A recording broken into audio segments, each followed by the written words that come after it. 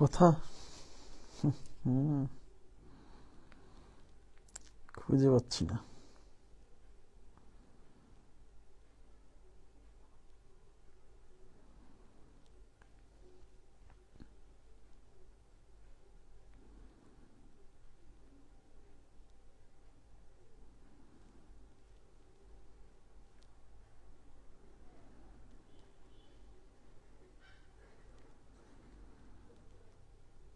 আপনারা ভিডিওতে একটা লাইক দেন, খুঁজে পাচ্ছি না আমি ভিডিওটা নিজেই। এমন অবস্থা ফেসবুকের, এত ডিস্টার্ব, ভাল লাগে না। লাইক দেন তো, তাহলে নোটিফিকেশন আসলে অন্তত সেখান থেকে কাজ করতে পারবো।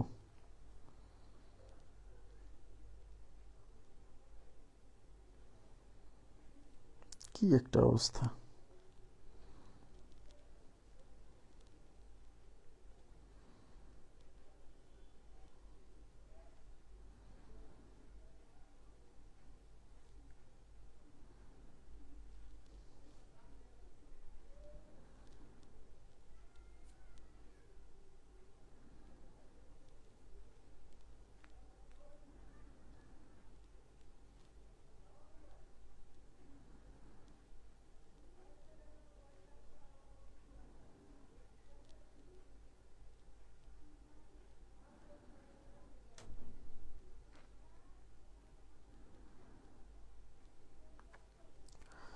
আসসালামু আলাইকুম। আজকের ক্লাসে আপনাদের সবাইকে স্বাগত জানাচ্ছি। কেমন আছেন সবাই?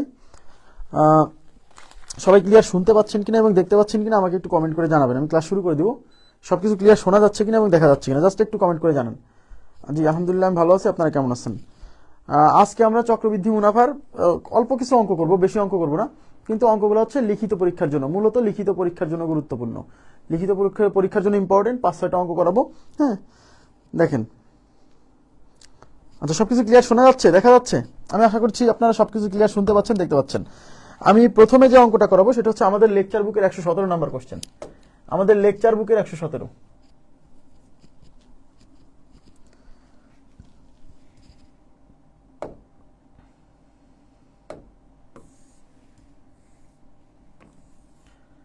আমাদের লেকচার বুকের 117 নাম্বার কোশ্চেনটা দেখেন।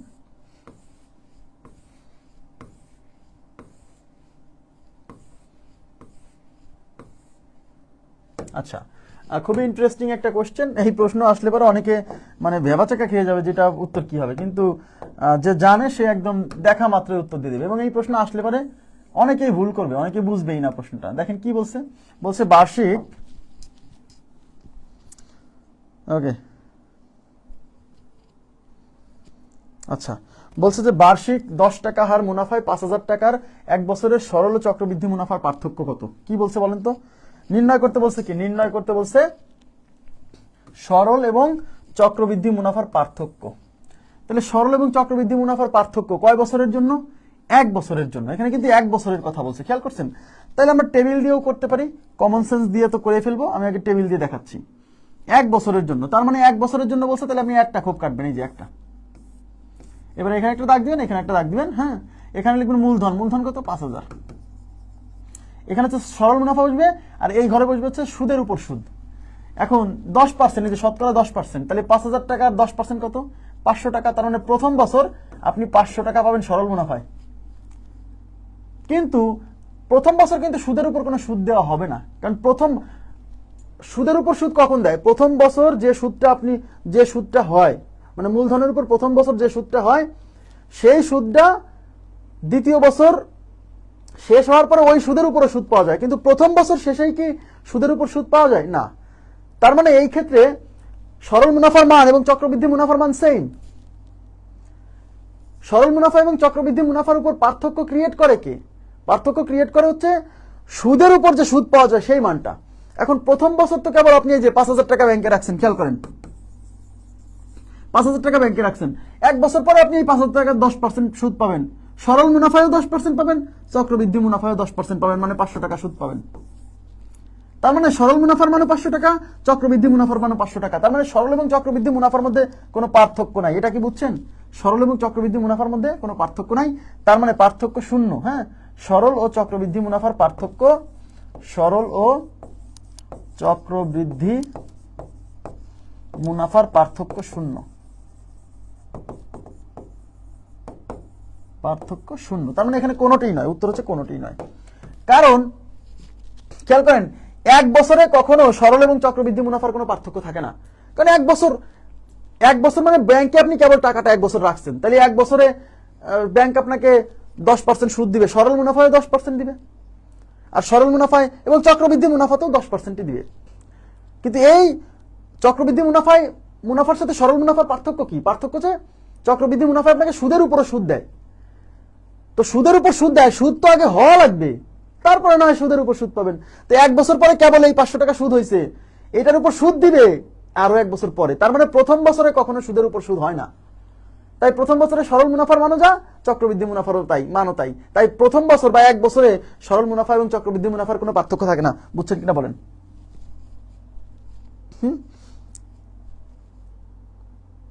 ওকে, সরল মুনাফা এবং চক্রবৃদ্ধি মুনাফার কোনো পার্থক্য নেই। আবার বলছি, এটা খুবই ইম্পর্টেন্ট প্রশ্ন, আসলে কিন্তু অনেকে ক্যালকুলেশন করবে, ক্যালকুলেশন করলে দেখবেন সরল মুনাফার মান যা আসতেছে, চক্রবৃদ্ধি মুনাফার মান তাই আসতেছে। দরকার কি?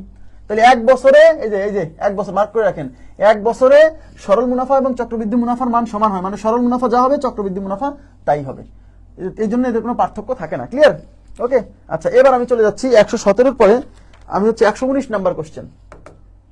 আমাকে অনেকে রিকোয়েস্ট করছিলেন আপনারা যে ভাই সরল এবং চক্রবৃদ্ধি মুনাফার যে পার্থক্য দেওয়া থাকে সেক্ষেত্রে মূলধন বের করতে বলে। খেয়াল করেন, এই যে দেখেন, কোন একটি নির্দিষ্ট মূলধনের উপর 5% হারে 3 বছরে চক্রবৃদ্ধি ও সরল মুনাফার পার্থক্য 15.25 টাকা হলে মূলধন কত, মানে আসল কত, মানে পি এর মান কত। আমাকে অনেকেই জিজ্ঞাসা করছিলেন যে ভাই সরল এবং চক্রবৃদ্ধি মুনাফার পার্থক্য যদি দেওয়া থাকে আর সেক্ষেত্রে মূলধনের মানটা যদি বের করতে বলে, তাহলে এটার একটা মূল নিয়মে যদি একটা অঙ্ক করে দিতেন। তাই এই অঙ্কটা, এটা লিখিত পরীক্ষার জন্যই গুরুত্বপূর্ণ, প্রিলিতেও আসছে। তো এই অঙ্কটা আমি লিখিত নিয়মে করে দিব, মানে মূল নিয়মে করে দিব। এবং এটা তো আমরা দরকার কি? তাহলে এক বছরে এই যে এক বছর মার্ক করে রাখেন, এক বছর। আচ্ছা, তাহলে এখন আমরা একটা মানে সূত্র দিয়ে যেভাবে সলভ করে সেই ব্যাপারটা একটু দেখাবো, কিভাবে লিখিত ফরম্যাটে করবেন। আচ্ছা, তার আগে আমি এই জিনিসটা আপনাদেরকে কিভাবে এমসিকিউ এর জন্য সলভ করবেন আমি দেখাই দিচ্ছি। আচ্ছা, দেখেন তো এখানে কি আছে, এখানে দিয়ে আছে সরল এবং চক্রবৃদ্ধি মুনাফার পার্থক্য। এই যে এটা কি সরল এবং চক্রবৃদ্ধি মুনাফার পার্থক্য, আর নির্ণয় করতে বলছে কি মূলধন। তাহলে এখানে আমি মূলধন 100 টাকা ধরে নিব,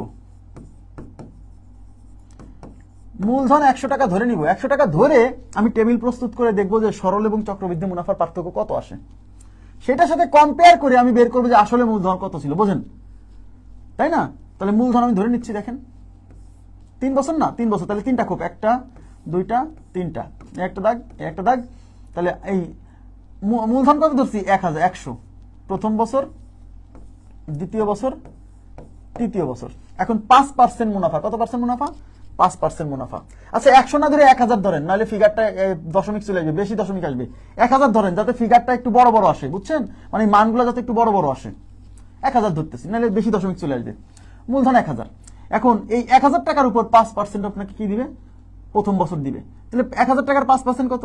5% না দিয়ে আপনি প্রথমে 10% বের করেন, 10%-এর অর্ধেক মানেই 5%-এর মান। তাহলে 1000 টাকা 10% মানে 100, তাহলে 5% হবে 100 অর্ধেক 50, তাহলে প্রথম বছর 50 টাকা পাবেন, শেষ। দ্বিতীয় বছরে কি? এই 1000 টাকার উপর আবার 5% মানে 50 টাকা পাবেন, এবং এই 50 টাকার 5%, 50 টাকার 10% কত? 5, তাহলে 5% কত হবে? 5-এর অর্ধেক আড়াই মানে 2.5। এটুকু বুঝছেন কিনা বলেন? আচ্ছা, এবার দেখেন তৃতীয় বছরে সে এই 1000 টাকার উপর 5% মানে 50 টাকা পাবেন, এই 50 টাকার 5% মানে আড়াই টাকা, এই যে আড়াই টাকা আগে বের করছেন। এই 50 টাকার 5% মানে আড়াই টাকা, হ্যাঁ, প্লাস এই আড়াই টাকার 5%। আচ্ছা, আড়াই টাকার 10% বের করেন। আড়াই টাকার 10% মানে এই দশমিকটা আর এক ঘর এদিকে আসবে, মানে 0.25। 0.25 এর অর্ধেক কত? 2 দিয়ে ভাগ। আচ্ছা, 25-এর অর্ধেক কত? 25-এর অর্ধেক হচ্ছে 12.5। তাহলে 0.25 এর অর্ধেক হবে 0.125। এইটুকু বুঝছেন কিনা বলেন? 0.25 এর অর্ধেক 0.125, তার মানে এখানে আমি দিলাম 0.125। এখন সরল এবং এই যে এই অংশটা কিন্তু সরল মুনাফায়ও পাবেন, চক্রবৃদ্ধি মুনাফায়ও পাবেন। তাহলে সরল এবং চক্রবৃদ্ধি মুনাফার পার্থক্য ক্রিয়েট করে কারা? এই যে এইটুক, সুদের উপর সুদ। এইটুক হচ্ছে সরল এবং চক্রবৃদ্ধি মুনাফার মধ্যে পার্থক্য ক্রিয়েট করে। তাহলে এখানে কত টাকা? আড়াই আড়াই আড়াই, 3 আড়াইতে কত? 7.5, 7.5। তার সাথে যদি এটা যোগ করি 0.125, তাহলে আচ্ছা পয়েন্ট 1.125, তাহলে যোগ করে 5 2 6 7.625, 7.625, তাহলে 7.625, ঠিক আছে। তাহলে 7.625, আচ্ছা এটা কি ভুল হলো? কোনো কারণে কি ভুল হচ্ছে? কোথায় করলাম সলিউশন?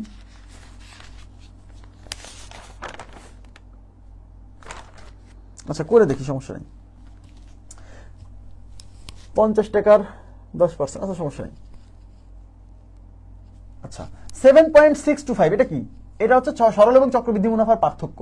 আচ্ছা সরল এবং চক্রবৃদ্ধি মুনাফার পার্থক্য যখন 7.625, তখন আসল কিন্তু 1000 টাকা, তাই না? সরল এবং চক্রবৃদ্ধি মুনাফার পার্থক্য মান যখন এত, তখন আসল 1000। তাহলে সরল এবং চক্রবৃদ্ধি মুনাফার অ্যাকচুয়াল পার্থক্য যখন 15.25, তখন আসল কত, এটা আমাকে বের করতে হবে। তাহলে আমরা লিখবো মানে সরল এবং চক্রবৃদ্ধি মুনাফার পার্থক্য এত হলে আসল 1000, এক হলে কত, আর আসল মানে 15.25 হলে কত। তাহলে সরল এবং চক্রবৃদ্ধি মুনাফার পার্থক্য 7.625 হলে আসলে 1000, 1 টাকা হলে আসলে 1000 ডিভাইডেড বাই 7.625, আর পার্থক্য যদি 15.25 হলে 1000 ইন্টু 15.25 ডিভাইডেড বাই 7.625। আচ্ছা ভুল হলো কিনা আমি বুঝতে পারছি না। এই পয়েন্টের পরে এখানে, আচ্ছা পয়েন্ট তুলে দিই, পয়েন্টের পরে এখানে 2 ঘর, পয়েন্টের পরে এখানে 1 ঘর, তার মানে আমি বুঝতে পারতেছি যে এই পয়েন্টটা তুলে দিলে নিচে আসবে 100, আর এই পয়েন্ট তুলে দিলে পরে উপরে যাবে 10, এই 0 0 ক্যান্সেল। আচ্ছা আমি একটু ক্যালকুলেটারে করে দেখি আসলে মানে নেওয়া ঠিক আছে কিনা, নাহলে খালি খালি কাটাকাটি করে সময় নষ্ট করে লাভ নেই। আচ্ছা এখানে কত হচ্ছে, 1000 গুণ হচ্ছে 1525 ভাগ হচ্ছে 7625 200 টাকা। আমার প্রায় কোথাও ভুল হয়েছে, তাই না?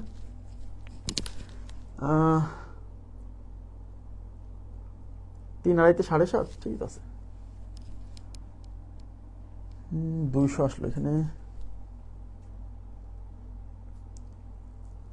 আচ্ছা 7625, এই যে একটা শূন্য, এই শূন্য দিয়ে এই শূন্য কাটা যাবে, এই শূন্য দিয়ে এই শূন্য কাটা যাবে, তাহলে কত আসতেছে 100 গুণ 1525 ভাগ হচ্ছে 7625 20 টাকা। আরো কমে গেল।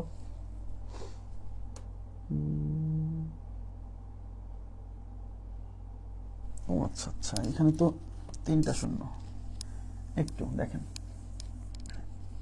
100 ইন্টু হচ্ছে 15.25, নিচে হচ্ছে 7.625।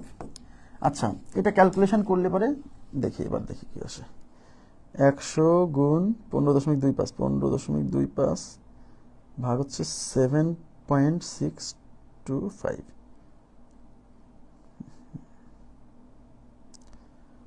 15.25 ভাগ 7.625,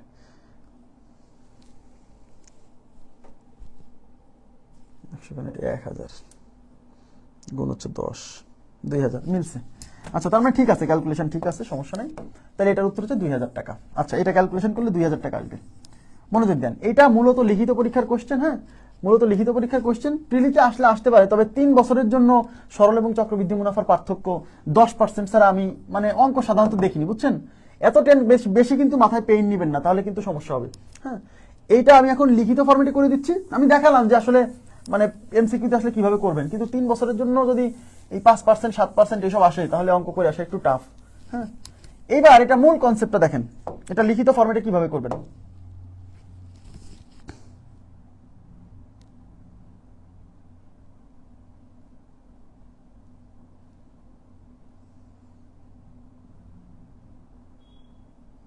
আল্লাহ, কোনোভাবেই পাওয়া যাচ্ছে না, এটা কোনো কথা?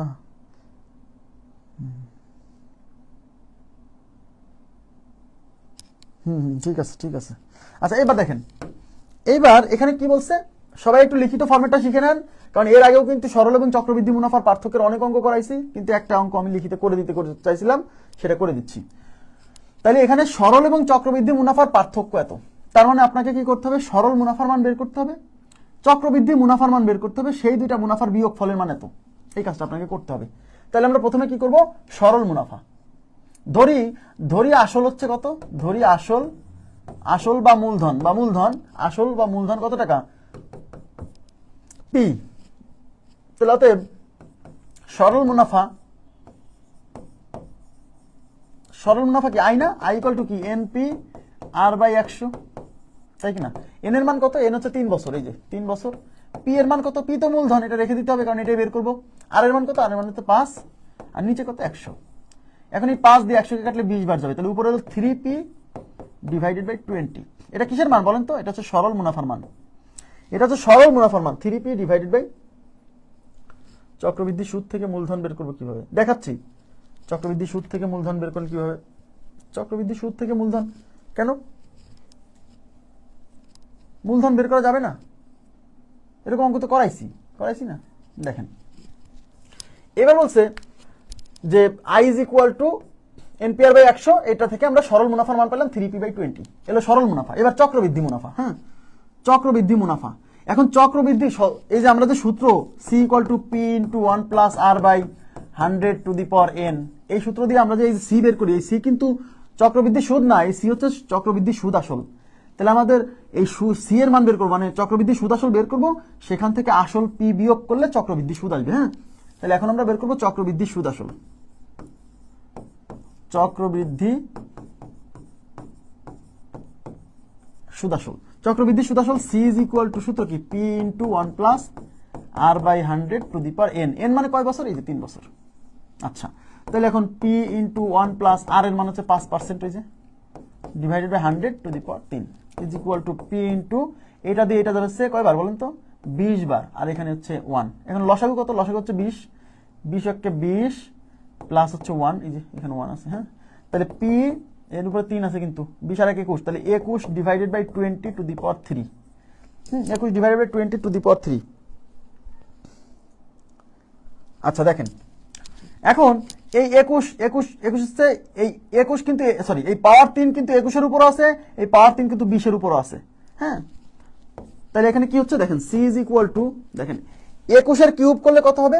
21 এর কিউব, এই 3 বার 21 গুণ করে দেখবেন, 3 বার 21 গুণ করে দেখবেন। আমি যে এখানে লিখছি 21 এর কিউব করলে কত হচ্ছে? হয়ে গেল কত? 119 নাম্বার না? আচ্ছা, 21 এর কিউব করলে এই 21 এর যে পি ইন্টু 21 এর কিউব করলে হবে 9261, 9261। হ্যাঁ, আর 20 এর কিউব তো 8000, 20 এর কিউব 8000। কিউব মানে 3 বার গুণ করা, 21 গুণ 21 গুণ 21। হ্যাঁ, তাহলে এটা কি হলো? C equal to 9261 P. এই পিটাকে আমি এই সামনের পিটাকে পিছনে লিখলাম, ডিভাইডেড বাই 8000। এটা কিসের মান বেরোলো? এটা হচ্ছে চক্রবৃদ্ধি সুদ আসল। এখন এইখান থেকে এই চক্রবৃদ্ধি সুদ আসল থেকে আমরা আসলের মান বিয়োগ করলে চক্রবৃদ্ধি সুদ পাবো। তাহলে অতএব চক্রবৃদ্ধি সুদ, চক্রবৃদ্ধি সুদ মানে কি? চক্রবৃদ্ধি সুদ মানে হচ্ছে এই যে equal to 9261 P divided by 8000 minus হলো পি। তাহলে লসাগু কত? 8000। তাহলে এখানে 9261 পি মাইনাস 8000 পি, তাই তো? এখন 9261 পি থেকে 8000 পি বিয়োগ করলে কত থাকবে?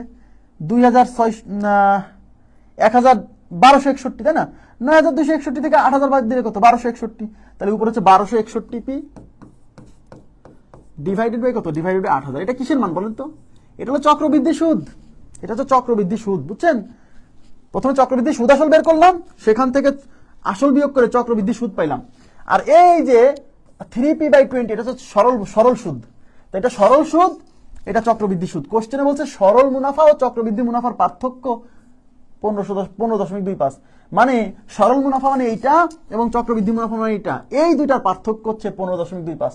তার মানে এখন প্রশ্ন মতে এইটা মাইনাস এইটা ইজ ইকুয়াল টু 15.25। বোঝা যাচ্ছে ব্যাপারটা? আচ্ছা, তাহলে আমি একটা পেজ নিচ্ছি।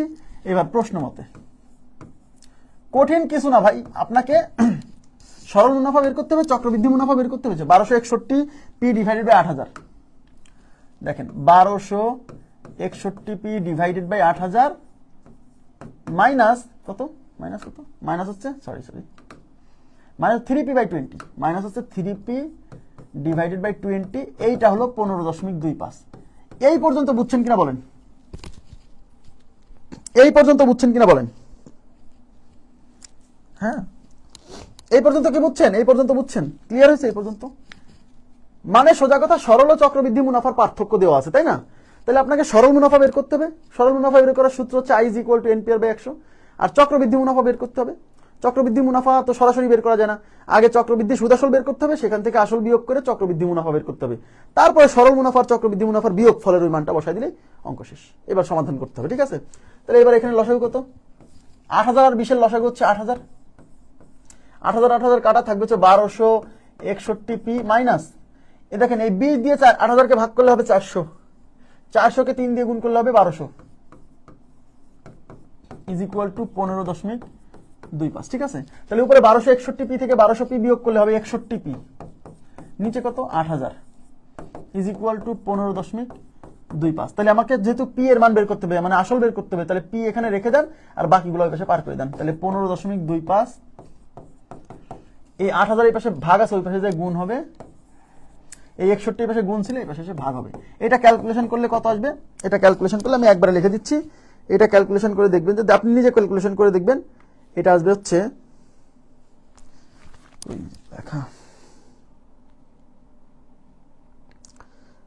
15.25 গুণ হচ্ছে 8000 ভাগ হচ্ছে 61, 2000। এটা ক্যালকুলেশন করে আসবে 2000 টাকা, ঠিক আছে? এখন আমাকে বলবেন অনেকে যে ভাই আপনি যে ক্যালকুলেটর ব্যবহার করলেন, ক্যালকুলেটর ব্যবহার করলেন কেন? পরীক্ষাতে ক্যালকুলেটর দিবে না। ভাই এটা লিখিত পরীক্ষার প্রশ্ন, আবার বলছি এটা লিখিত পরীক্ষার প্রশ্ন, আর লিখিত পরীক্ষা আপনাকে ক্যালকুলেটর ব্যবহার করতে দিবে।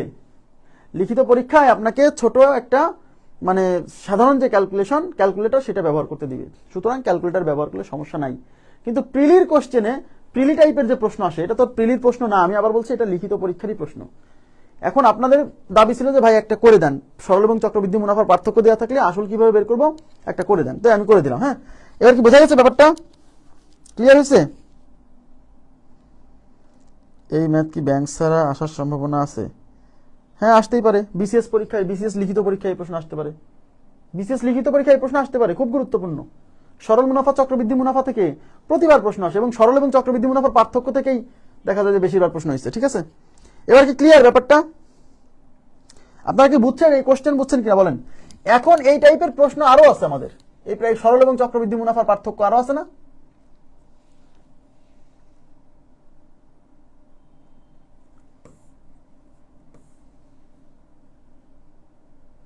যেমন এই যে দেখেন, এই প্রশ্ন, এইটা কিন্তু লিখিত পরীক্ষা আসছে। এই যে প্রশ্নটা আমি এখন আনলাম না, এটা লিখিত পরীক্ষা আসছে। আমি এটা তো এমসিকিউতে তো করে দিছি টেবিল দিয়ে, একদম মানে খুব সহজেই করে দিছি, তাই না? দেখেন এখন 4% হার মুনাফায় কোন টাকার 2 বছরের সরল ও চক্রবৃদ্ধি মুনাফার পার্থক্য 1 টাকা হলে মূলধন কত? আমি এটা মূল নিয়মে করে দিচ্ছি। হ্যাঁ, কিভাবে করতে হবে? তাহলে দেখেন 4% হার মুনাফায় কোন টাকার মানে কোন একটা অ্যামাউন্ট আপনি ব্যাংকে রাখছেন, সেটা 2 বছরের সরল ও চক্রবৃদ্ধি মুনাফার পার্থক্য হয়েছে 1 টাকা বলছে, তাহলে মূলধন কত? তাহলে কি দেওয়া আছে? সরল এবং চক্রবৃদ্ধি মুনাফার পার্থক্য। তাহলে আপনাকে কি করতে হবে?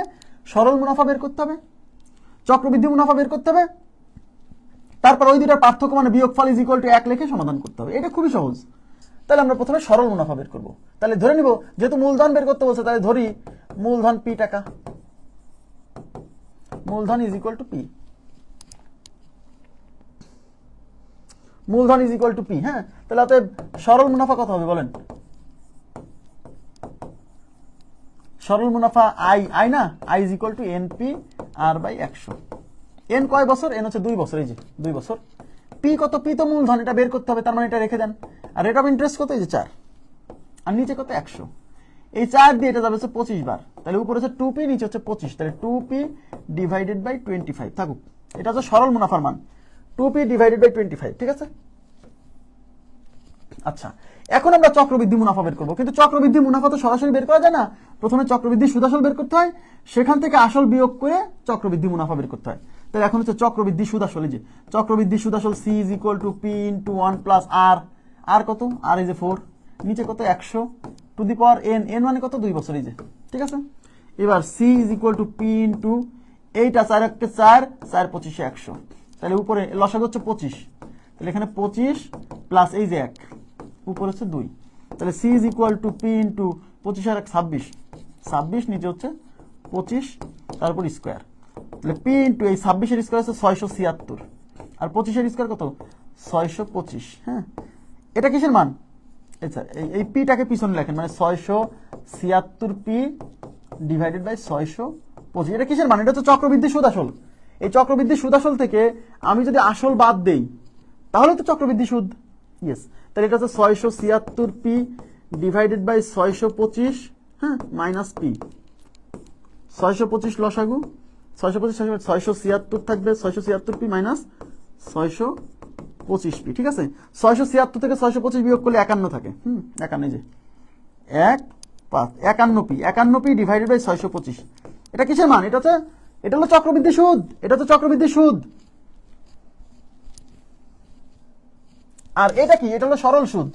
তাহলে কোশ্চেনে বলছে চক্রবৃদ্ধি এবং সরল মুনাফার পার্থক্য 1 টাকা। তার মানে এইটা হলো চক্রবৃদ্ধি মুনাফা, এটা হলো সরল মুনাফা, এই দুইটার পার্থক্য হচ্ছে 1 টাকা। তাহলে প্রশ্ন মতে এইটা মাইনাস ওইটা ইজ ইকুয়াল টু 1। একই টাইপ। ওটা 3 বছর ছিল, এটা 2 বছর। এবার প্রশ্ন মতে কিন্তু এইগুলা এই 2 বছরেরটা প্রিলির জন্য আসতে পারে। কিভাবে করতে হয় দেখাইছি। 2 বছরের সুদ, 2 বছরের পার্থক্য কি? 2 বছরের জন্য একটা শর্টকাট সূত্র, ডিফারেন্স ইজ ইকুয়াল টু আসল into R by 100 into R by 100। এই যে পার্থক্যের সব অঙ্ক এটা দিয়ে হয়, তাই না? আচ্ছা, তাহলে প্রশ্ন মতে কি ছিল? এই যে চক্রবৃদ্ধি মুনাফা হচ্ছে 51 P divided by 625। 51 P divided by 625। আর সরল মুনাফা হচ্ছে কত? সরল মুনাফা হচ্ছে 2p বাই 25। 2p বাই 25, এই দুটার পার্থক্য হচ্ছে 1 টাকা। ব্যাস। এবার লসাগু কত? লসাগু 625। দেখেন 625 ক্যান্সেল, তাহলে 51p মাইনাস এই 625 কে 25 দিয়ে ভাগ করলে 25 হয়, সেই 25 কে 2 দিয়ে গান করলে 50, তাহলে 50p is equal to 1। 51p থেকে 50p গেলে শুধু p divided by 625 is equal to 1। আর গুণ করে দিলে p ইজ ইকুয়াল টু 625 গুণে 1 মানে 625। তাহলে p এর মান 625, মানে আসল 625 টাকা। এটা হলো লিখিত ফরম্যাট, মানে সরল এবং চক্রবৃদ্ধি মুনাফার পার্থক্য দেওয়া থাকবে। মূলধন বের করতে বললে এই লিখিত ফরম্যাটে করবেন, মানে সরল মুনাফা বের করবেন আলাদা করে, চক্রবৃদ্ধি মুনাফা বের করবেন আলাদা করে, তারপর দুটার বিয়োগফল ইজ ইকুয়াল টু যা দেওয়া থাকবে তারপর সমাধান করতে হবে। আর কিভাবে শর্টকাটে করতে হয় এমসিকিউতে সেটা দেখাইছি। ঠিক আছে, আগেই করে ফেলছি। আচ্ছা, এবার আমরা চলে যাব। এবার এটা কত নাম্বার ছিল? আচ্ছা, 119 সলভ করছি। 119 সলভ করছি। 119 এর পরে আমরা সলভ করব, 119 এর পরে সলভ করব 118। দেখেন 118, এটা লিখিত পরীক্ষার জন্য। এই প্রশ্ন কিন্তু লিখিত পরীক্ষা, যে 118 এটা লিখিত, প্রিলির জন্য কখনোই আসবে না। ভয় পাওয়ার কোনো কারণ নাই, প্রিলিতে আসবে না। তো এটা লিখিত পরীক্ষার জন্য যেহেতু গুরুত্বপূর্ণ, আমরা লিখিত ফরম্যাটে সলভ করব। ঠিক আছে, কোন একটি নির্দিষ্ট মূলধনের উপর 16.2/3 হার চক্রবৃদ্ধি মুনাফায় 3 বছরের মুনাফা 1270 টাকা হলে ওই একই মূলধনের একই সময়ে সরল মুনাফা কত হবে? মানে কি? মানে হচ্ছে আপনি কোনো একটা মূলধন, সেই মূলধনটা কত আপনি জানেন না, ধরেন পি টাকা। এই পি টাকা আপনি যদি ব্যাংকে রাখেন, ব্যাংক আপনাকে এই হারে চক্রবৃদ্ধি মুনাফা দিবে, তাতে আপনার 3 বছরের মুনাফা 3 বছরের মুনাফা হবে 1270 টাকা। তার মানে এই 1270 টাকা কি? এই 1270 টাকা হচ্ছে 3 বছরের চক্রবৃদ্ধি মুনাফা। আবার বলছে এটা কিন্তু চক্রবৃদ্ধি সুদ আসল না। কোনো একটা অ্যামাউন্ট আপনি ব্যাংকে রাখছেন, সেটা কত জানেন না কত টাকা ব্যাংকে রাখছেন, ধরেন মূলধন পি টাকা ব্যাংকে রাখছেন, সেই ব্যাংক আপনাকে 16.2/3 এই হারে চক্রবৃদ্ধি সুদ দিবে। 3 বছর পরে যায় এত টাকা মুনাফা পাচ্ছেন, এত টাকা চক্রবৃদ্ধি মুনাফা পাচ্ছেন, তাই না? এই যে এত পূর্ণ হারে চক্রবৃদ্ধি মুনাফায় 3 বছরে মুনাফা হবে এত টাকা, তার মানে চক্রবৃদ্ধি মুনাফা এত টাকা হবে। তার মানে এটা কিন্তু চক্রবৃদ্ধি সুদ আসল না, এটা তো চক্রবৃদ্ধি সুদ। বলছে ওই একই মূলধনের, মানে এই যে এইখানে যে মূলধনটা রাখছিলেন একই সময় মানে কি? এই যে শুরুতে 3 বছর ছিল, ওই একই সময়ে সরল মুনাফা কত হবে? মানে ব্যাংকে আপনি কোন একটা অ্যামাউন্ট 3 বছরের জন্য রাখছেন 16.2/3 টাকা হারে সুদে, এতে আপনি চক্রবৃদ্ধি সুদ পাইছেন 1270 টাকা। এবার ব্যাংক বলতেছে ওই টাকাটা যদি আপনি 3 বছরের জন্য আর ওই হারেই যদি রাখতেন, তাহলে সরল মুনাফা কত পেতেন? তার মানে সরল মুনাফা বের করার তো সূত্র কি? সরল মুনাফা বের করার সূত্র হচ্ছে I = NPR/100। তাহলে সরল মুনাফা কত পেতেন এটা যদি বের করতে চান, এন কয় বছর? একই সময় 3 বছর। পি কত? পি হচ্ছে মূলধন, এটা তো দেওয়া নেই। আর এর মান কত? এইটাই, রেট অফ নিচে 100। তার মানে ওই টাকার উপর সরল মুনাফা কত পেতেন এটা যদি বের করতে হয়, তাহলে আপনার প্রথম কাজ হচ্ছে পি এর মান বের করতে হবে, মানে আসল বের করতে হবে। তাহলে প্রথম অংশ সমাধান করে আমাদেরকে বের করতে হবে পি এর মান। সেই পি এর মান এখানে বসাই দিয়ে বের করতে হবে সরল মুনাফার মান। এগুলো লিখিত পরীক্ষার জন্য ইম্পর্টেন্ট, হ্যাঁ, প্রিলির জন্য না। সুতরাং মূল নিয়মে করে দিচ্ছি, শর্টকাটে করতে গেলেও টাফ হবে। দেখেন তাহলে আমরা প্রথমে কি করব, প্রথমে ধরে নিব আসল পি টাকা। তাহলে ধরি আসল পি টাকা, ধরি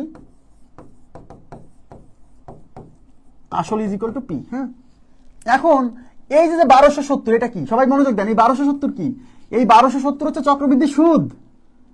এখন চক্রবৃদ্ধি সুদ কেমনে বের করে, চক্রবৃদ্ধি সুদ আসল মানে কি, সি না, সি হলো চক্রবৃদ্ধি সুদ আসল, সি হচ্ছে চক্রবৃদ্ধি সুদ আসল, আর পি কি, পি হচ্ছে আসল। তাহলে চক্রবৃদ্ধি সুদ আসল থেকে আসল যদি আমি বিয়োগ করি তাহলে কি সুদ বের হয় না, চক্রবৃদ্ধি সুদ, ইয়েস। তার মানে সি মাইনাস পি, এইটা হলো 1270। তাহলে আপনাকে প্রথম কাজ হচ্ছে সি বের করতে হবে, সেই সি থেকে পি বিয়োগ করে যা পাবেন সেটা ইকুয়াল টু 1270 লিখলে পারে, সেখান থেকে পি এর মান চলে আসবে। সেই পি এর মান বসাই দিয়ে I equal to NPR by 100 করতে হবে। ক্লিয়ার? তাহলে প্রথমে আমরা বের করবো কি, চক্রবৃদ্ধি সুদ আসল। তাহলে চক্রবৃদ্ধি সুদ আসল C is equal to P into 1 plus আর,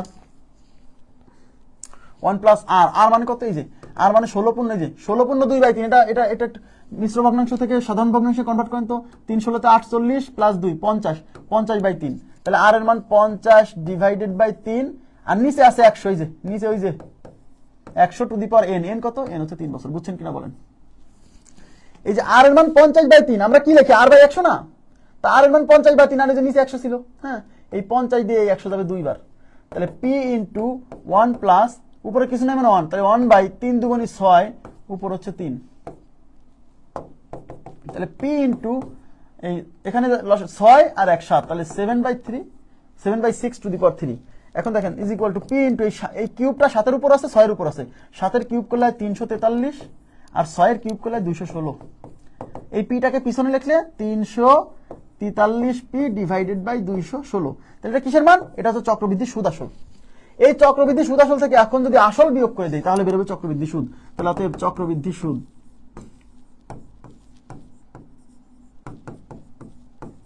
চক্রবৃদ্ধি সুদ is equal to C minus P, তাই না? এই যে চক্রবৃদ্ধি সুদ আসল থেকে আসল বাদ দিচ্ছি, তাহলে সি আসছে কত, 343 পি ডিভাইডেড বাই কত, 216 মাইনাস পি। এখানে লসাগু করেন, লসাগু হচ্ছে 216, তাহলে এখানে থাকবে 343 পি মাইনাস 216 পি। এটা কত আসে দেখেন, আচ্ছা 13 থেকে চলে 7, 7 থাকছে 2, 4 থেকে 2 গেলে 2, 3 থেকে 2 গেলে 1, 127 P divided by 16, 216, 127 P divided by 216। এটা কি, এটা কি, এটা হচ্ছে চক্রবৃদ্ধি সুদ, এটা হলো চক্রবৃদ্ধি সুদ। আর কোশ্চেনে বলা আছে চক্রবৃদ্ধি সুদ হচ্ছে 1270, তার মানে এই যে মানটা পাইছি 127 পি বাই 216, এটা চক্রবৃদ্ধি সুদ, এটা হচ্ছে চক্রবৃদ্ধি সুদ। তাহলে প্রশ্ন মতে এইটা ইজ ইকুয়াল টু এইটা। তাহলে প্রশ্ন মতে 127 P divided by 127 P divided by 216 is equal to 1270। এইখান থেকে আমরা পি এর মান পেয়ে যাবো। তাহলে এখান থেকে পি রেখে দেন, তাহলে পি থাকলো, আর বাকিগুলো এই পাশ থেকে ওই পাশে চলে যাবে। তাহলে এই পাশে 1270 আছে থাকলো, এই 216 এখানে ভাগ ছিল, এই পাশে এসে গুণ হবে, এই 127 এই পাশে উপরে ছিল, এই পাশে এসে নিচে চলে আসবে। 127 দিয়ে 127 একবার যায়, 127 দিয়ে 127 একবার যাবে, আর এই যে পাশে একটা শূন্য ছিল বসাই দেন। 10 গুণ 216, 10 গুণ 216, 216 কে যদি 10 দিয়ে গুণ করেন তাহলে এটা হবে 216, আর এই একটা শূন্য বসে যাবে 2160। 2160 কি, 2160 হচ্ছে মূলধন। তাহলে আমরা কেবল মূলধন বের করলাম। অনেকে বলবেন ভাই মূলধন কেন বের করতে হলো, কারণ আমাদেরকে যে সরল মুনাফা বের করতে বলছে, সরল মুনাফার সূত্র কি, I equal to NP R by 100। এই সরল মুনাফা বের করতে গেলে তো মূলধন লাগবে, তো মূলধনটা কোশ্চেনে দেওয়া নাই, প্রথমে মূলধন বের করলাম। এবার কি করব, এবার লিখবো, আমরা জানি সরল মুনাফা। এখন সরল মুনাফা, এখন সরল মুনাফা আই ইজ ইকুয়াল টু কি, এনপি আর বাই 100। এন কত, এন হচ্ছে 3 বছর, ওই যে একই সময়ের জন্য। পি কত, পি হচ্ছে 2160, কেবল বের করে দেখছি। আর আর এর মান কত, আর এর মান হচ্ছে 50/3, এই যে 50 ডিভাইডেড বাই 3, আর নিচে কত দিয়ে ভাগ, 100 দিয়ে ভাগ। বুঝছেন ব্যাপারটা?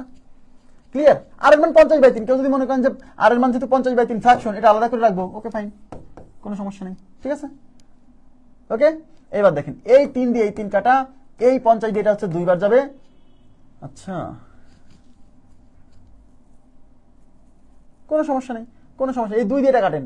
10 দুগুণী হচ্ছে 20, 10 দুগুণী 20 থাকলো 1, একের পরে 16, 8 দুগুণী 16, আর একটা শূন্য, 1080। তাহলে 1080 টাকা, তার মানে সরল মুনাফা আসবে 1080 টাকা। এবার বুঝছেন কিনা বলেন? তাহলে এই টাইপের কোশ্চেনগুলো লিখিত পরীক্ষায় কিন্তু এই টাইপের প্রশ্ন আসছে কিন্তু, হ্যাঁ আসছে। সুতরাং এগুলো অ্যাভয়েড করার সুযোগ নাই, এগুলো আপনাকে আগে থেকে শিখতে হবে। কনসেপ্ট না শিখলে পরে পরবর্তীতে যায় কিন্তু মানে কভার করতে পারবেন না। এই জন্য আমি কিছু লিখিত প্রশ্ন এখানে সলভ করে দিচ্ছি। আচ্ছা 118 পরে 123-24 দেখেন, এই যে লিখিত পরীক্ষায় এই দুটো প্রশ্ন আসছে বিসিএস পরীক্ষায়। 123-24 আমি দেখাই দিচ্ছি। 21-22 করানো হয়ে গেছে, 123-124 এইগুলা লিখিত পরীক্ষা আসছে বিসিএস পরীক্ষায়। দেখেন, কেউ যদি এগুলো এখন অ্যাভয়েড করতে চান করতে পারেন, হ্যাঁ সমস্যা নেই। একটি নির্দিষ্ট আসল নির্দিষ্ট হারে 3 বছরে চক্রবৃদ্ধি মুনাফায় 13,380 টাকা এবং 6 বছরে 20,070 টাকা হয়, মূলধন কত? এর মানে কি? মানে হলো কোনো একটা নির্দিষ্ট অ্যামাউন্ট আপনি ব্যাংকে রাখছেন, ব্যাংকে রাখার ফলে ওই অ্যামাউন্টটা 3 বছরে চক্রবৃদ্ধি মুনাফায় 13,380 টাকা হয়ে গেছে। মানে ওই জিনিসটা, ওই আসলটা চক্রবৃদ্ধি মুনাফায় এত টাকা হয়ে গেছে। এটা কিন্তু চক্রবৃদ্ধি সুদ আসল। মানে ও যে টাকাটা রাখছেন সেই টাকাটা চক্রবৃদ্ধি মুনাফায় 13,380 হয়েছে। এর মানে কি? চক্রবৃদ্ধি মুনাফায় আসল এবং সুদ সহ এত হয়েছে। যদি বলতো যে চক্রবৃদ্ধি মুনাফা এত হয়েছে, তাহলে ওইটা হয়তো চক্রবৃদ্ধি মুনাফা। এটা কিন্তু চক্রবৃদ্ধি মুনাফা না, চক্রবৃদ্ধি সুদ আসল 3 বছরের। মানে টাকাটা চক্রবৃদ্ধি মুনাফায় এত হয়েছে, মানে যা রাখছেন সেই টাকাটা চক্রবৃদ্ধি মুনাফায় এত হয়ে গেছে। মানে আর যদি বলতো চক্রবৃদ্ধি মুনাফা, এই যে অন্তস্থ, এই অন্তস্থ দ্বারা কিন্তু পার্থক্য করে দিছে। যদি বলতো 3 বছরে চক্রবৃদ্ধি মুনাফা এত টাকা, তার মানে এটা শুধু চক্রবৃদ্ধি মুনাফা হতো। কিন্তু এখানে বলছে চক্রবৃদ্ধি 3 বছরের চক্রবৃদ্ধি মুনাফায় এত টাকা হয় এবং 6 বছরে এত টাকা হয়। তার মানে সহজ কথা, কোন একটা আসল আপনি ব্যাংকে রাখছেন, সেই টাকাটা 3 বছরে চক্রবৃদ্ধি মুনাফায় সুদ আসলে এত টাকা হয়ে গেছে এবং 6 বছরে ওই টাকাটা হয়ে গেছে এত। বলছে মূলধন কত? তাহলে এখানে দুইটা পার্ট। প্রথম হচ্ছে 3 বছরের জন্য আপনি লিখবেন, ধরি যেহেতু মূলধন চাইছে তাহলে আমরা ধরে নিব মূলধন পি টাকা। ধরি মূলধন পি, মূলধন ইজ ইকুয়াল টু পি। এবার 3 বছরের চক্রবৃদ্ধি সুদ আসল, যে 3 বছরের জন্য। আচ্ছা, আমাদের চক্রবৃদ্ধি মুনাফার ক্ষেত্রে যে সূত্রটা ইউজ করি, C is equal to P into 1 plus R by 100 to the power N, তাই না? এখানে সি, এই মানটা হলো সি, তার মানে 13,380 ইজ ইকুয়াল টু পি বের করতে 1 প্লাস আর এর মান কত? আর এর মান কত সেটাও দেওয়া নাই, তাহলে আর এর মানও দেওয়া নাই, তাহলে আর রেখে দেন। নিচে কত? 100 আর টু দি পাওয়ার এন, এটা কয় বছর হয়েছে? 3 বছরে, তাহলে এটা হচ্ছে 3। এখন এই সমীকরণ সমাধান করে আমরা পি এর মান বের করতে পারতাম যদি আমাদের এই কোশ্চেনে সুদের হার মানে এই আর এর মানটা যদি দেওয়া থাকতো। কিন্তু এই কোশ্চেনে যেহেতু আর এর মান দেওয়া নাই, তার মানে আমি এই সমীকরণ সমাধান করে পি এর মান বের হবে না, কারণ এখানে আর এর মানও অজানা, তাই না? তাহলে যেহেতু এটা বের হচ্ছে না, তাহলে এটাকে 1 নম্বর সমীকরণ দিয়ে রেখে দেন, যে 1 নম্বর সমীকরণ থাক। এবার 6 বছরের জন্য কি হয়েছে? 6 বছরের জন্য, হ্যাঁ 6 বছরের জন্য এটা কি? এটা হচ্ছে সুদ আসল। এখন 6 বছরের জন্য সূত্র কি? C equal to P into 1 plus R by 100 to the power N. এই সি, এই 6 বছরের ক্ষেত্রে এটা হলো সি এর মান, তাহলে এখানে সি এর জায়গায় বসাবেন 20,070 is equal to P into 1 plus R by 100 to the power N. কয় বছর? এন হচ্ছে 6 বছর। এখন এই সমীকরণ সমাধান করেও কিন্তু হবে না, কারণ এখানেও আর এর মান অজানা, তাহলে এটাকে আমরা 2 নম্বর সমীকরণ দিলাম। এইবার এই 1 নম্বরের সমীকরণ আর 2 নম্বর সমীকরণ যদি আমি ভাগ করি, তাহলে একটা ঘটনা ঘটে যাবে। কি? এই দুটো সমীকরণ ভাগ করলে এই পি আর এই পি কেটে যায়, আমার এখান থেকে আর এর মান বের হয়ে যাবে। দেখেন এদিকে তাকান, এই দুটো সমীকরণ যখন ভাগ করব তখন একই জাতীয় যে রাশিটা আছে কেটে যাবে না? এই পি আর এই পি কেটে যাবে, পি কেটে গেল, তাহলে আর এর মান বের হবে। সেই আর এর মানটা যদি আমি এখানে বসাই দেই অথবা এখানে বসাই দিই, তাহলে তো অঙ্ক চলে আসলো। কারণ আমার চ্যালেঞ্জ কি? আমার চ্যালেঞ্জ হচ্ছে এই পি এর মান বের করতে গেলে আর এর মান জানতে হবে, কিন্তু আর এর মান তো দেওয়া নাই। তাহলে এই দুটো সমীকরণকে যখন ভাগ করব, পি কেটে যাবে, আর এর মান চলে আসবে। সেই আর এর মান এখানে অথবা এখানে বসাই দিলে আমার অঙ্কটা হয়ে যাবে। ঠিক আছে? এই জন্য আমরা 2 ভাগ 1 করব। 1 ভাগ 2 করা যাবে, কিন্তু 2 ভাগ 1 করলে সহজ হবে, কারণ 2 নম্বর ইকুয়েশনটা বেশি সময়ের জন্য, তো এটা বড় মান, এটা বড় মান, সাধারণত বড় মানটা উপরে রেখে ভাগ করতে হয়। তাহলে 2 ভাগ 1 করে পাই। লিখিত পরীক্ষা কিন্তু এমনিতে আসে নাই। 2 ভাগ 1 করে, তাহলে এই পাশে 2 এর এই পাশে আছে কি? 20,070। খেয়াল করেন, এই যে 20,070 ডিভাইডেড বাই এই যে 13,380 ইজ ইকুয়াল টু, এটা যাবে উপরে যে P into 1 plus R by 100 to the power 6। নিচে কত আসবে? নিচে আসবে এই যেটা P into 1 plus R by 100 to the power 3। এই পি আর এই পি কেটে যাবে, এই শূন্য আর এই শূন্য কাটা। এখন এখানে আরো কাটাকাটি যায় কিনা আমি ট্রাই করবো না, আমি রেখে দিলাম এইভাবে, পরে দেখবো, এভাবে থাকুক। ইজ ইকুয়াল টু, এবার তাকান সূচকের নিয়ম অ্যাপ্লাই করতে হবে। দেখেন এখানে বেজ কত? 1 প্লাস আর বাই 100, এটা হচ্ছে বেজ। আর এখানে কিন্তু এখানেও বেজ হচ্ছে 1 প্লাস আর বাই 100। এখানে পাওয়ার আছে 6, এখানে পাওয়ার আছে 3। যেমন আমরা সূচকের নিয়মে কি করি, x⁻6 divided by x cube, যদি এরকম থাকতো কি বলতাম, এই এখানে 6টা x আছে, এই 6টা x থেকে এই 3টা x কেটে গেলে আমাদের x কিউব থাকতো, তাই না? এই 1+r/100 এই পুরো মানটাকে x চিন্তা করেন, তাহলে x এর উপর পাওয়ার 6, x এর উপর পাওয়ার 3, তাহলে এখানে 6টা থেকে যদি এই 3টা কেটে যায় তাহলে এই 1+r/100 এর উপর পাওয়ার 3 থাকবে। অথবা সূচকের নিয়ম অনুসারে ভিত্তি যদি সমান হয় তাহলে ভাগ থাকলে এই পাওয়ারের পরে কি হয়, বিয়োগ হয়। তাহলে ভিত্তি এখানে x, এখানে x, তাহলে এই 6 থেকে এই 3 বিয়োগ হয়ে x⁻3 হবে। আমরা সূচকে পড়ছি না? ইয়েস। তার মানে হচ্ছে এই 1+r/100 উপর আছে 6টা আর নিচে আছে 3টা, এই 6টা থেকে 3টা চলে গেলে 1+r/100⁻3। ঠিক আছে, বোঝা গেছে? এখন আপনি এখান থেকে যদি সহজ সরল হন তাহলে এখান থেকে r এর মান বের করার ট্রাই করবেন। আর যদি একটু চালাক চতুর হন, হ্যাঁ একটু চালাক চতুর হলে আপনি এখান থেকে r এর মান বের করবেন না। কেন জানেন? কারণ এই পুরো মানটা বসানোর জায়গায় আছে, এই সম্পূর্ণ মানটা 1+r/100⁻3 এই পুরো মানটা বসানোর জায়গা আছে। যে 1 নম্বর সমীকরণে দেখেন, 1 নম্বর সমীকরণে 1+r/100⁻3 দেখেন এই পুরো ভ্যালু বসানোর জায়গা আছে। এই জন্য আমরা এখান থেকে r এর মান বের করার ট্রাই না করে এই পুরো মানটা ওই 1 নং সমীকরণে বসিয়ে, হ্যাঁ এবার লিখবো 1 নং এ মান বসিয়ে, 1 নং এ মান বসিয়ে কার মান? কার মান? এই পুরো রাশিটার মান। তাহলে 1 নং এ কি আছে? এই যে 13,380। আমি একটা পেজ নিব, খেয়াল করেন। 1 নং এ কি ছিল? 13,380 is equal to P into, খেয়াল করেন, পি ইন্টু এই পুরোটা না, তাহলে পি লিখলাম। আর এই পুরোটার পরিবর্তে আমি কি লিখবো? এই পুরোটার পরিবর্তে লিখি যে 2007 ডিভাইড বাই 1338, তাই না? ইয়েস। তার মানে এই যে পি ইন্টু ওইটার পরিবর্তে 2007 ডিভাইডেড বাই 1338। বোঝা গেছে? এইবার আমাকে তো পি এর মান বের করতে হবে। তাহলে পি যদি বের করতে চান তাহলে পি রেখে যান আর এই বাকিগুলো এই পাশে পার করে দেন। তাহলে এই 13,380, হ্যাঁ এই 1338 এই পাশে ভাগ ছিল, এটা এসে উপরে গুণ হবে, আর এটা পাশে উপরে ছিল, এটা সেই পাশে ভাগ হবে, ইজ ইকুয়াল টু পি। এবার এটা ক্যালকুলেশন করতে হবে। আপনার হাতে তো ক্যালকুলেটর থাকবে, তাই না? আমি একটু ক্যালকুলেশন করে দিচ্ছি। 13,380 ইন্টু হচ্ছে 1338 আর ভাগ হচ্ছে 2007, এই যে 8,920, 8,000, তাহলে পি ইজ ইকুয়াল টু 8,920। এটাই আমাদের উত্তর।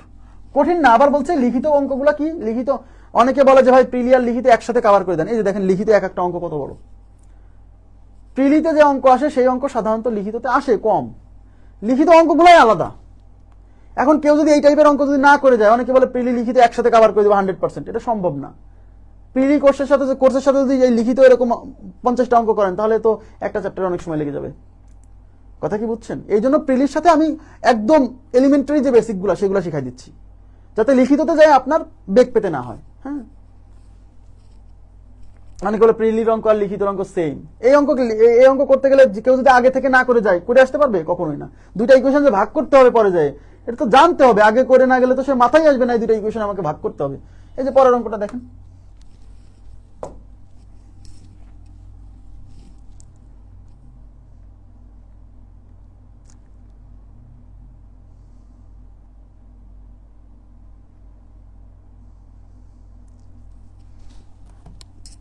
দেখেন 124 কি বলছে? দেখেন 124 একদম সেম কোশ্চেন, বিসিএস পরীক্ষা আসা প্রশ্ন। কোন নির্দিষ্ট মূলধন চক্রবৃদ্ধি, সরি এটা হচ্ছে লিখিত পরীক্ষা, আবার বলছি প্রিলিতে না কিন্তু। কোন নির্দিষ্ট মূলধন চক্রবৃদ্ধি মুনাফায় 2 বছরে 7,350 এবং 3 বছরে 8,575 টাকা হয়। সুদের হার এবং মূলধন কত? এবার কিন্তু দুইটা চাইছে, সুদের হার এবং মূলধন। আমি অপশন এগুলো বানাই দিচ্ছি নিজের মতো করে, এই জন্য অপশনে শুধু মূলধন দেওয়া আছে, সুদের হার দেওয়া নাই। ঠিক আছে, দুইটা বের করতে হবে। কোন নির্দিষ্ট মূলধন চক্রবৃদ্ধি মুনাফায় 2 বছরে এত টাকা। তার মানে চক্রবৃদ্ধি মুনাফায় কোন একটা মূলধন 2 বছরে এত টাকা হয়ে গেছে, মানে এটা হচ্ছে চক্রবৃদ্ধি সুদ আসল। 2 বছরে চক্রবৃদ্ধি সুদ আসল, 3 বছরে হয়েছে এত, মানে 3 বছর পরে চক্রবৃদ্ধি সুদ আসল হয়েছে এটা। হ্যাঁ, বলছে সুদের হার এবং মূলধন কত। তাহলে প্রথমে কি করবেন? প্রথমে আপনি 2 বছরের জন্য কাজ করবেন। ধরে নেবেন যে ধরি সুদের হার হচ্ছে R% এবং মূলধন হচ্ছে P টাকা। তাহলে 2 বছরের জন্য, এদিকে তাকান, 2 বছরের জন্য এই যে চক্রবৃদ্ধি সুদ আসল C = P × 1+r/100 n মানে 2।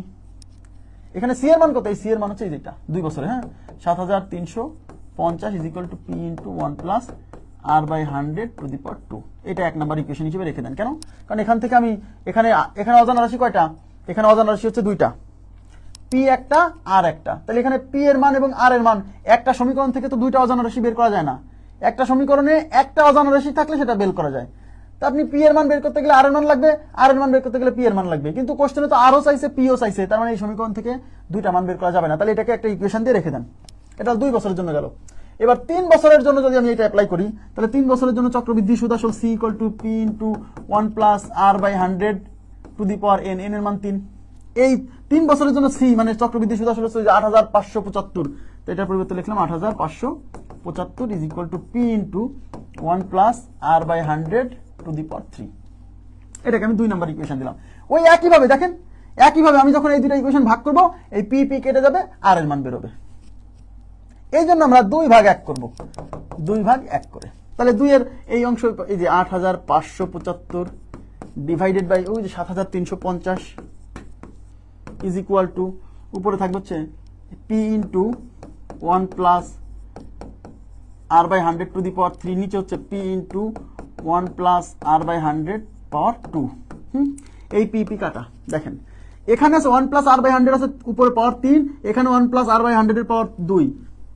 তার মানে এখানে 1 প্লাস আর বাই 100 আছে 3টা, এখানে আছে 2টা। তাহলে 3টা থেকে যদি 2টা কেটে যায়, তাহলে একটা 1 প্লাস আর বাই 100 থাকবে। তার মানে উপরে থাকবে 1 প্লাস আর বাই 100। আর এই পাশে কত থাকবে? এই পাশে একটু কাটাকাটি করতে হবে ভাইয়া, এই পাশে একটু কাটাকাটি করতে হবে। যদিও আমি 1 প্লাস আর বাই 100 এর মান বসানোর জায়গা আছে, তবুও আমি বসাবো না। কেন? কারণ আমার কোশ্চেনে যে সুদের হারও বের করতে বলছে। আগের অঙ্কে সুদের হার বের করতে বলছিল না, তাই এই পুরো মানটা বসাই দিছিলাম। কিন্তু এই কোশ্চেন তো সুদের হার বের করতে বলছে, তার মানে আমার আর এর মান বের করতে হবে, তাহলে আর এর মান সলভ করতে হবে। তাই আমরা এখান থেকে আর এর মান সলভ করব। এখন এই দুটো কাটাকাটি করেন তো, 5 দিয়ে কাটা যায় দেখতে পাচ্ছি। 5 দিয়ে দেখেন, 5 14 70 থাকলো 3, 3 এর পরে 5 35, 5 সাথে 35, এই একটা শূন্য। ঠিক আছে, আচ্ছা 5 দিয়ে কাটলে 5 17 85, 7 এর মধ্যে 5 আটকে 5 থাকলো হচ্ছে 2, 5 5 25। আবার 5 দিয়ে যায়, 5 দুগুণী 10, 5 দুগুণী 10 থাকলো 4, 4 এর পরে 47, 47 5 9 45 থাকলো 2, 2 এর পরে 0 20, 4 5 20। আচ্ছা এটা 5 দিয়ে, 3 5 15 থাকলো 2, 2 এর পরে 21, 4 5 20, থাকলো 1, 1 এর পরে 5 15, 3 5 15। এইবার 5 দিয়ে যায়। এবার দেখেন 5 এর পরবর্তী মৌলিক সংখ্যা 7 দিয়ে যায় কিনা দেখি, 7 দিয়ে, 5 দিয়ে যায় না, 7 দিয়ে যায় কিনা দেখি। 7 দিয়ে 4 সাথে 28 থাকলো 1, 1 এর পরে 14, 7 দুগুণী 14। আচ্ছা 7 দিয়ে 4 সাথে 28 থাকলো হচ্ছে 4, 6 6, 34 থেকে 28 গেলে 6 না, 6 এর পরে 3 63, 7 9 63। আবার 7 দিয়ে 6 সাথে 42, 7 সাথে 49। কি রে ভাই এত কাটাকাটি? তাহলে উপরে 7 নিচে 6 আর যায় না, তাহলে উপরে 7 নিচে 6 ইজ ইকুয়াল টু কি 1 প্লাস আর বাই 100। ঠিক আছে, ব্যাস। এবার যেহেতু আমরা আর এর মান বের করবো, তাহলে আর ব্যতীত রাশিগুলো রেখে দেন। তাহলে এই আর বাই 100 রেখে দেন, আর এই মাইনাস প্লাস 1 এই পাশে এসে মাইনাস 1 হবে। দেখেন এদিকে তাকান, তাহলে এই পাশে হচ্ছে 7/6, এই প্লাস 1 এই পাশে হচ্ছে minus 1 is equal to R by 100। আমি একটা পেজ নিচ্ছি, হ্যাঁ। তাহলে 7/6 minus 1 is equal to R by 100। তাহলে কি ছিল লাস্টে? 7/6 minus 1 is equal to R by 100। এখানে লসাগু কত? 6। তাহলে এখানে 7 minus 6 is equal to R by 100। 7 minus 6 মানে 1, 1/6 ইকুয়াল টু আর বাই 100। আমরা এখন বের করব কিসের মান? আর এর মান। তাহলে 100 কে এই পাশে নিয়ে আসেন। 100 এই পাশে ভাগ আছে, এই পাশে এসে উপরে আসবে। তাহলে এই পাশে 100 আর নিচে আছে 6 ইজ ইকুয়াল টু আর। 2 দিয়ে কাটলে 3 দুগুণী 6, 50 দুগুণী 100। তার মানে আর এর মান কত? 50/3। 50/3। তাহলে আর এর মান 50/3। এখানে পার্সেন্টেজ দিবেন না, তারপর লাস্টে লিখবেন অতএব সুদের হার 50/3%। ব্যাস। এই যে সুদের হার 50/3 বের করছেন, এই সুদের হার 50/3 আমরা এখন কোথায় বসাই দিব? এই সমীকরণে সুদের হার, এই যে আর এর মান এখানে বসাই দিবেন 50/3, তাহলে পি এর মান চলে আসবে। ঠিক আছে, তাহলে সুদের হার এখন 1 নং সমীকরণে বসিয়ে দেখেন, আর এর মান 1 নং এ বসিয়ে, লিখিত পরীক্ষায় কিন্তু এমনিতে আসে না এইসব অঙ্ক, হ্যাঁ। আর এর মান 1 নং এ বসিয়ে, তাহলে আর এর মান যদি 1 নং এ বসান, তাহলে কি হচ্ছে দেখেন। 1 নং এ কি ছিল? 7350 is equal to P into 1 plus R by 100 square. এই যে 7350 is equal to P into 1 plus R by 100। আর এর মান 50/3, আর ওই যে নিচে 100 ছিল। ঠিক আছে, আর উপরে কত? উপরে হচ্ছে 2, হ্যাঁ। ওই যে 1 নম্বর সমীকরণ।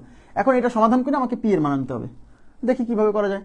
দেখেন এই 50 অক্ষে 50, 50 দুগুণী 100।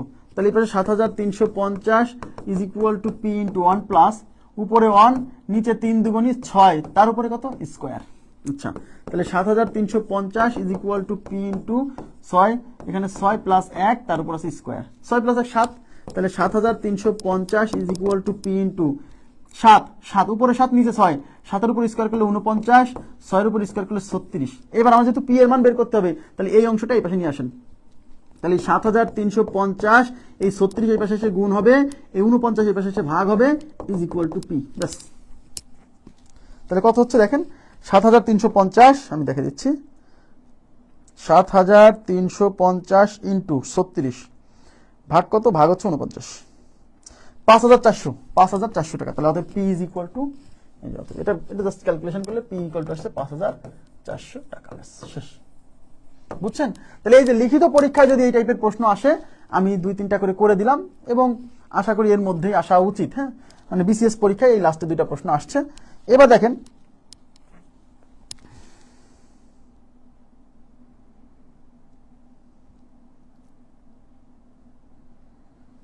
ওকে, এটা কত গেল, এটা হচ্ছে 124। এবার আমাদের র্যান্ডম প্রবলেমস 99, র্যান্ডম প্রবলেমস 99, মানে আমাদের যে এক্সট্রা যে অঙ্কগুলো আছে সেই 99 নম্বর অঙ্কটা করে দিব এখন।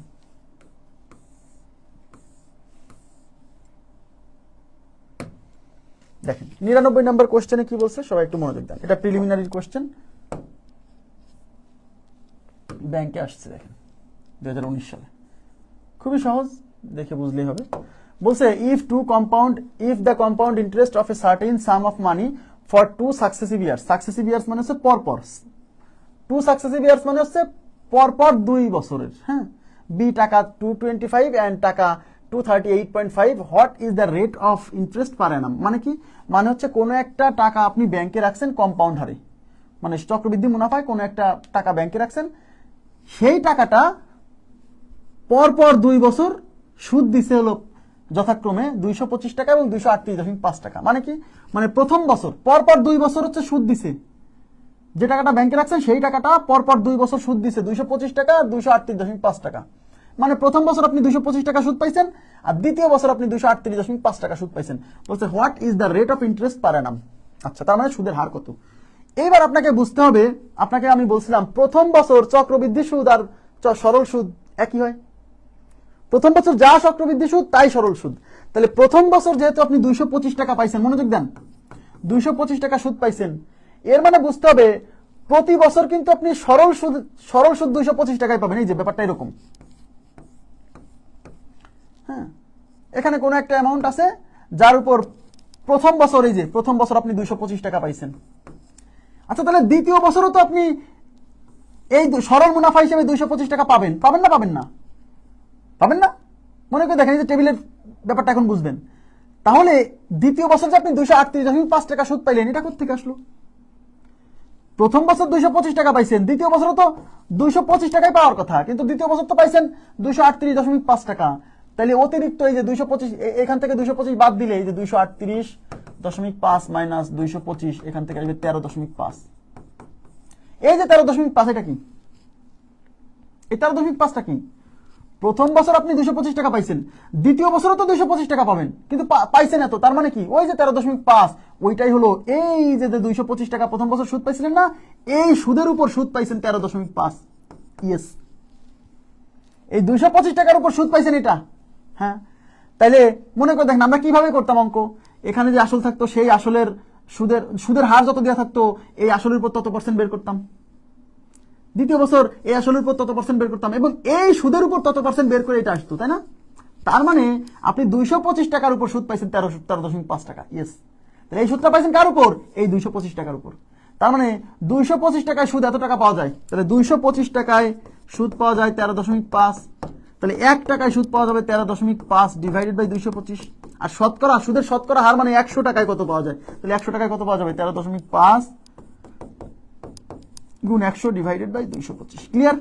এটা সমাধান করলে যা আসবে সেটা সুদের হার। কেন? সুদের হার মানে 100 টাকায় কত পাওয়া যায়, বুঝছেন? দেখছেন অঙ্কটা কিন্তু মানে টেকনিক্যাল। হ্যাঁ, তাহলে এই পয়েন্ট তুলে দেন, এই পয়েন্ট তুলে দিলে পরে নিচে কত 10, এই শূন্য দিয়ে শূন্য ক্যান্সেল। এখন এইটা 5 দিয়ে কাটা যায়, এটা 5 দিয়ে কাটা যায়, এটা 5 দিয়ে কাটা যায়। আচ্ছা, আমি একটু এটা আলাদা করে করতেছি, 13.5 ইন্টু 100 ডিভাইডেড বাই 225। হ্যাঁ, এই পয়েন্ট তুলে দেবো, এই পয়েন্ট তুলে দিলে নিচে কত 10, এই 0 দিয়ে 0 ক্যান্সেল, 5 দুগুণী 10, 4 5 20, থাকলো 2, 2 এর পরে 5 25, 5 5 25, এটা 5 দিয়ে কাটা যায়, এটা 5 দিয়ে কাটা যায়, 5 9 45, 5 দুগুণী 10, থাকলো 3, 3 এর পরে 5 35, 5 সাথে 35, এই 9 দিয়ে এটা যাবে 3 বার, 3 9 27, 3 আর 2 গুণ করলে 6, তাহলে উত্তর হচ্ছে 6%। বুঝছেন কিনা বলেন? এখন কেউ যদি এই টেবিলের ব্যাপারটা না বোঝে, যে এই যে 225 টাকা প্রথম বছর পাইছে, দ্বিতীয় বছরও 225 টাকা পাওয়ার কথা সরল মুনাফায়, তাই না? সরল মুনাফা মানে প্রতি বছর তো সেম পাবে, তাই অতিরিক্ত যতটুকু পাচ্ছে সেটা কি? সেটা হচ্ছে সুদের উপর সুদ। তাহলে প্রথম বছর 225 টাকা পাইছে, দ্বিতীয় বছরও 225 টাকা পাইতো, কিন্তু দ্বিতীয় বছর 225 না পাই পাইছে 238.5, তাহলে ওই যে অতিরিক্ত টাকা পাইছে ওটা কি? ওইটা হলো সুদের উপর সুদ। সুদের উপর সুদ মানে এই যে প্রথম বছর যে 225 টাকা পাইছিল ওইটার উপর সুদ পাইছে এইটা, তারপরে 225 টাকা এত সুদ পাইছে, তাহলে 225 টাকায় সুদ এত হলে 1 টাকায় কত, 100 টাকায় কত, সুদের হার মানে 100 টাকায় সুদ। বুঝছেন ব্যাপারটা কি? ক্লিয়ার হলো?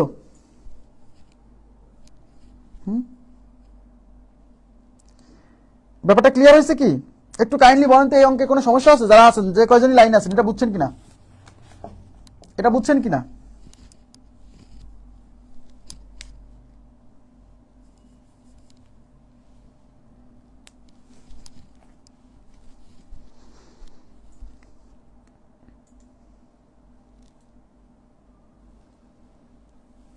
একটু একটু রেসপন্স করেন, এখানে না বুঝলে আমি ট্রাই করবো বোঝানোর।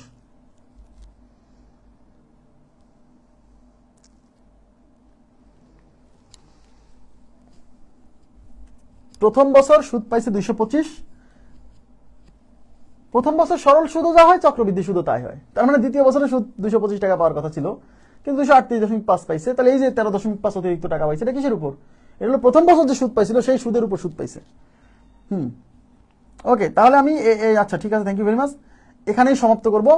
আমরা নেক্সট ক্লাসে মানে আগামীকাল আমাদের চক্রবৃদ্ধি মুনাফার হয়তো আর 3-4টা অঙ্ক আছে, আর সরল মুনাফার কিছু অঙ্ক বাকি রাখছিলাম, র্যান্ডম প্রবলেমসেও কিছু অঙ্ক বাকি রাখছিলাম। আমাদের যে মূল মানে আমাদের যে লেকচার বুক, সেখানেও আমাদের মানে 3-4টা 5টা অঙ্ক বা 4টা অঙ্ক বাকি ছিল। কালকে আমরা এগুলো সলভ করে ক্লোজ করে দিব, ঠিক আছে? তো আজকের মতো এই পর্যন্ত রাখবো। ভালো থাকবেন সবাই, আল্লাহ হাফেজ, শুভরাত্রি।